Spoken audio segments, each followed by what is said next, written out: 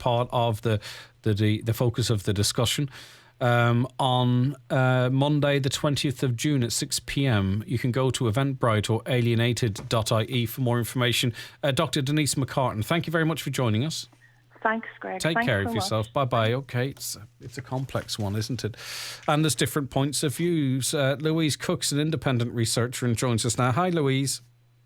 Oh, hi there. Am I on? You are. You're live with Greg here. Good morning to you. Oh, excellent. I've never been on the radio before. Thank no you problem. so much. All right, Louise.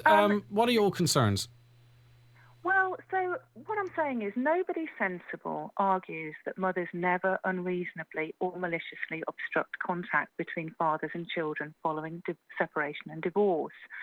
But the international evidence, particularly Joan Mayer's research from the United States, and certainly my own experience researching this, reveals that parental alienation ideology is used overwhelmingly by abusive, controlling and dangerous men to silence the voice of the children and cast themselves as the true victims and the protected mothers as perpetrators of serious emotional child abuse. But if that is our starting point, Louise, right, then if we are going to look at this, and because you don't want this to happen, I don't want it to happen, then we have to deal with that and weed that out as part of this process, don't we? Rather than that just being a hardened position from us to begin with. Yes, you're probably right, Louise, you've done the research, but just fixing that need not to be part of this process, and that makes this process worthwhile.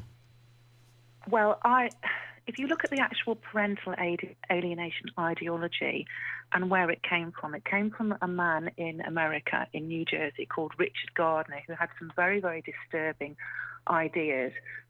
He used to represent lots and lots of fathers in custody battles who were accused of child sexual abuse. Now, I have him on video saying that if a child discloses to the mother that they're being sexually abused by the father, the mother should chastise the child. But I mean, we don't accept that, Louise. Well, no, because a lot of these parental alienation experts actually still explicitly or implicitly follow Gardner's rules, okay, and Gardner's ideology.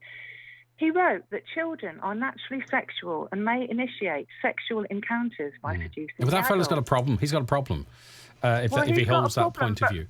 But I know that there's a psychotherapist who says on her blog that she's working in Ireland. She's from England. She's working in Ireland, and she is a follower of the Gardner ideology. Right. Well, let's say, for instance, we go down a different route. Let's just talk about two situations. If there's two people listening to us right now, one is a situation where, and we'll go with the mum and versus the dad for the purpose of this example. So, mum and dad split up, right? Parents split up, and it wasn't an amicable split up, but the man's a very good man and loving father, and the woman is a good mum and a loving mum. But because of that breakup, okay, she maybe wants to punish the father and withholds access to that child. I think we could both agree that's not good for the child and needs to be looked at. Second scenario, which is one you're probably talking to, a woman was in an abusive relationship. She left the partner. The child says that dad has been hitting the child, and mum says, right, I don't want this child around that person because he's continuing the abuse against that child that he started on me. Two very different situations. Surely we should have a system whereby for the child in the first case, they get access to both parents and it's good for everyone. In the second case, keep that man as much as is possible out of that child's life. Yeah, and you are absolutely And then right. we approach it like that there, and we weed out the type of stuff that you're talking about, dismiss that, but we realise and recognise that there is a problem, and what's best for the child is for us to find a way to fix that without throwing in maybe the extremes with respect, Louise. Well, you certainly do not want to throw out the baby with the bathwater, because as I said, I do not deny, nobody sensible denies that this can happen. But what is happening is that these parental alienation experts, whether they're some of them are unregulated, and I know that there are some unregulated ones working in Northern Ireland and I believe in the Republic of Ireland over from England, but also regulated ones. Sometimes they hold to an ideology which is very problematic. Yeah, and we have to root that out. No more so, Louise, than we have heard awful cases of charities that we send money to, and they go out and help people, allegedly help people. The most of them do very well in far-flung countries, but that is used as a means to by someone they've been before the courts to actually not help children, but to abuse them. But that does not mean that we still don't have very good children charities that we support. Do you get where I'm coming from? It's the emotive arguments, I totally Louise. I just don't think we get anywhere. Yeah, it's incredibly, incredibly complicated. But I need to draw your attention to the international stuff on this.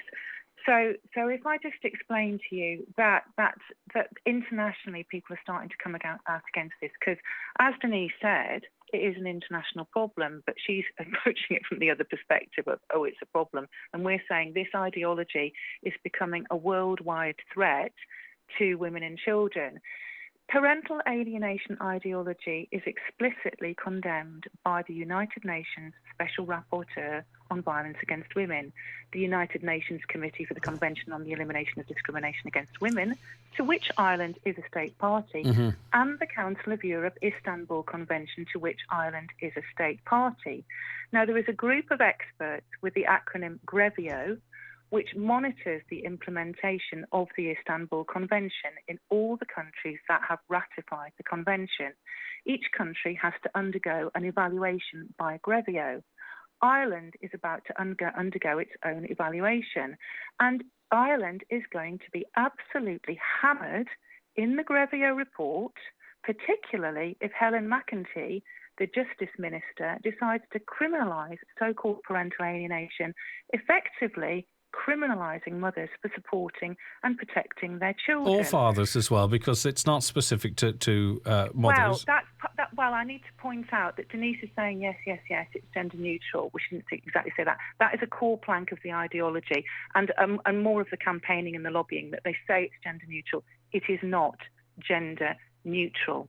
Last summer, Spain outlawed the use of parental alienation ideology by all public bodies following a damning critique from the United Nations.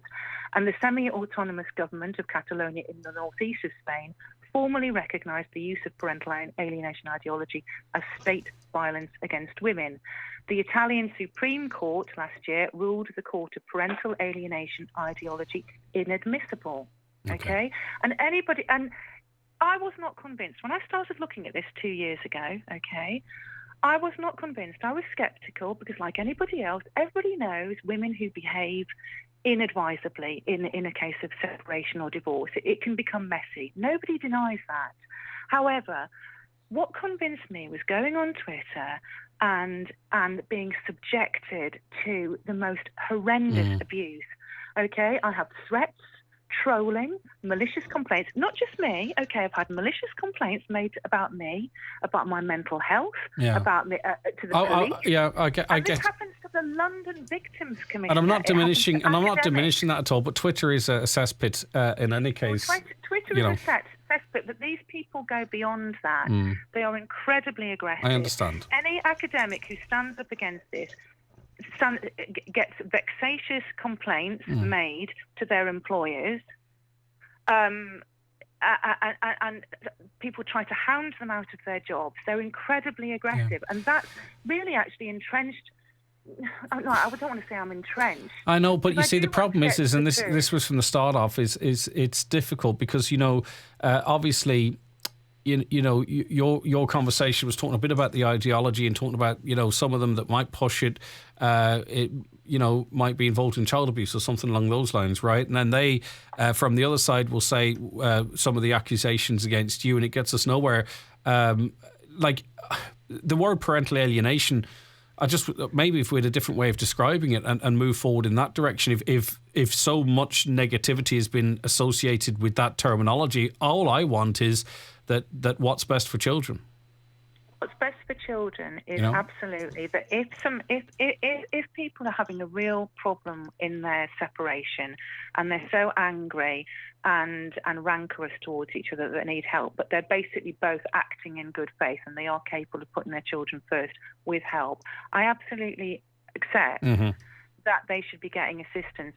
But people, I'm sorry to say, people who specialise specifically in parental alienation are it's a very sweeping statement. linked with with men's rights. Louise, I just have to be. I understand. We just have to be a wee bit careful with the sweeping statements because, like, there's some people involved in the movement in Donegal that may have none of the connections or probably don't have that you talk of. But I understand. I suspect that I suspect I know of them all, and I would be able to provide substantiation. Well, okay. Well, I don't know precisely who you're talking about, but anyway, Louise, thanks for your time this morning. Louise Cook, there, as you say, that issue is.